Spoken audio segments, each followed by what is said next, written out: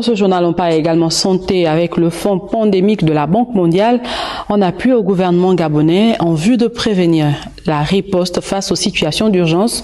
L'Assemblée générale de validation de la soumission des projets et perspectives s'est déroulée en présence du ministre de la Santé et plusieurs autres membres du gouvernement et organismes internationaux. On fait le point avec Lionel Pissam et Guy-Serge Dinzambo. Renforcer les capacités du Gabon en matière de prévention et riposte face aux situations d'urgence sanitaire, c'est l'objectif visé par le Fonds pandémique de la Banque mondiale, appuyé par le gouvernement gabonais, la FAO et l'OMS. Aussi, nous faut-il nous doter d'un dispositif national intégré de surveillance, de préparation et de gestion et de coordination de tout type d'urgence sanitaire. Pour cette deuxième phase de proposition de projet au Fonds de lutte contre les pandémies, experts et scientifiques gabonais sont parvenus à faire des propositions.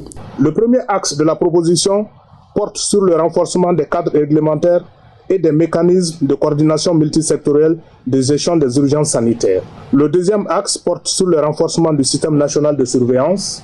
Le troisième axe porte sur le renforcement du système national de laboratoire.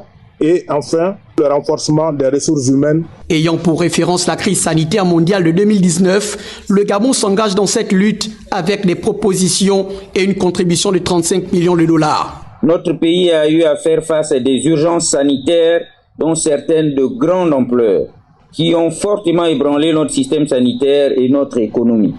Malgré quelques avancées enregistrées durant la gestion de la crise sanitaire de la COVID-19, des défis importants demeurent et imposent de renforcer les dispositifs existants. L'Assemblée générale de validation de la soumission des propositions de lutte contre les pandémies met à la disposition des pays à faible et moyen revenu une enveloppe globale de 500 millions de dollars.